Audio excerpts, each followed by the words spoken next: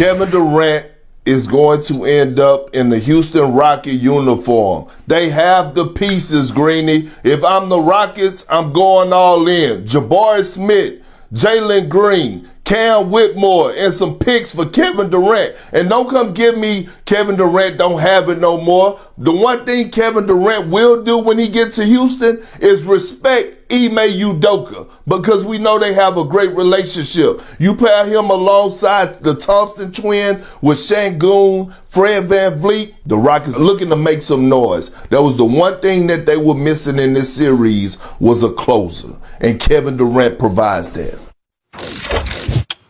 That was Perk earlier on Get Up. So, Swagoo, let's get right to it. Do you also like the idea of Houston going after KD? I do like the idea, Stephen A. Obviously, look, they want to be young. Houston wants to be young. But, dude, last night they couldn't shoot the basketball. And one thing we know about Kevin Durant, he can absolutely shoot it and put points on the board on the perimeter. This team last night, a young team, I saw the Thompson twin. I think he's ascending. Obviously, Stephen A., you made that statement about Green earlier. I think that's a big reason why they could explore getting rid of Jalen Green, is because Thompson looked like he's going to be what they want Jalen Green to be throughout the rest of his career. But when you look at KD is, to me, is always going to be a guy, regardless of age, that can get a shot, and I put him in that same kind of vein as Dirk, right? He's going to be able to shoot it and expand the game because of his physical build, because of his ability to shoot the basketball and create offense for other people, because you got to make decisions when KD is on the floor. Last night, when you watch the Houston Rockets play against Golden State and Buddy Hield is going off, there is nobody that could remotely come close to trying to close that gap offensively that Buddy Hield, the show that he was putting on. Ime Udoka is a defensive guy. He is a scheme guy. He wants to play physical and run people off the three-point line. It did not happen last night because nobody on the other end forced Golden State to play any type of defense beyond the perimeter. They packed the paint and forced them to try to be an offensive shooting team, and they could not do it. KD would remedy all that. Wendy? Okay, let's agree that Houston needs offense. We all know this, okay? No one's disputing it. Now, let's move on.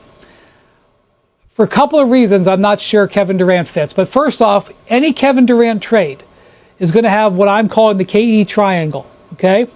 One, it's got to be a place Kevin Durant wants to go. He is already on the record on Draymond Green's podcast saying he wants to control the end of his career, and he should. I get it. Two, it's got to be a team that can send stuff to Phoenix that they want. Now, on this case, the Rockets might fit both 1 and 2 because he's got connections in Houston. The Rockets have a bunch of the Suns' stuff. And the third one, though, that's where it could get interesting, whether it's Houston or somewhere else. That's what happens with KD's contract. He has 1 year left on his deal for $55 million. I'm not going to assume what KD wants, but typically in a situation here, a player would want an extension. You've got to be very, very careful extending a player at high number at that age. Not talking about Durant, just in a vacuum. And also, they got to deal with Fred VanVleet this summer. Alperen Şengün's contract is coming on the books. They got to be careful. In the modern NBA, you can't have a giant contract that isn't playing that way. You get yourself in big trouble. You get yourself into the sort of situation that the Phoenix Suns are in right now, when you have big contracts that are not good value. Well, so go ahead. Two things. Number one, you got a team option on VanVleet's situation. You're in a position to clear about $48 million in cap space. If you're Houston, you don't want to clear. You got to keep him. You got to keep him. You got to keep him. I understand that, but I'm just talking about their options. And in the case of Kevin Durant, we keep forgetting that year and a half or so that he was out because of the Achilles tear. So the wear and tear on his body isn't what people think, and that's why I think you see the brother still averaging 27 a game. But that's it. Go ahead and finish your point with it, then you go ahead, Perk. Yeah. The other thing is what the Rockets have said. First off, I got to point out, next Monday, the Rockets have a 17% chance using the Suns' pick of getting into the top 4 and a 3.8, call it 4% chance of winning the Cooper Flag sweepstakes. No conversations with the Rockets are happening before they see where they end up after that. If they get the top pick, they are taking Cooper Flagg and moving on with their life, okay? But if they get, even if they stay put at 9, that pick, they've got this young guy, Reed Shepherd, who didn't get to play this year, but is a very intriguing young prospect.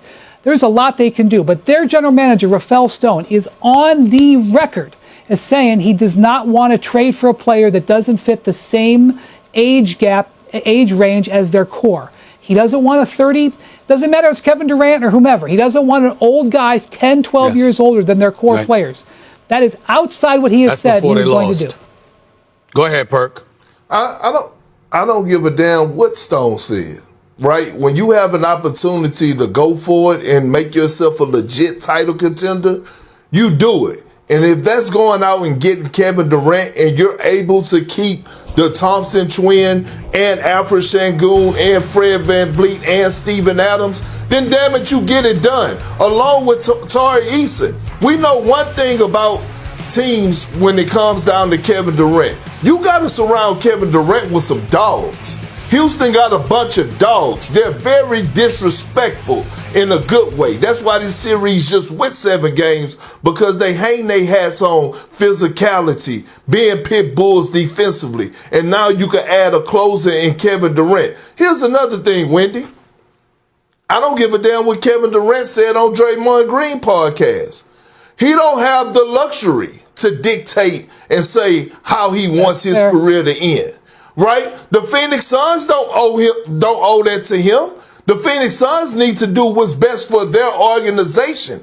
Kevin Durant haven't delivered a championship to the Phoenix Suns, so he can't dictate that. He doesn't have a no-trade clause. The Phoenix Suns, if I'm looking at it, I'm doing what's best for us. Now, I will have a conversation with KD, but I don't think KD is mad if he ends up with the Houston Rockets under Ime Udoka. That would be huge, and they will be legit title contenders.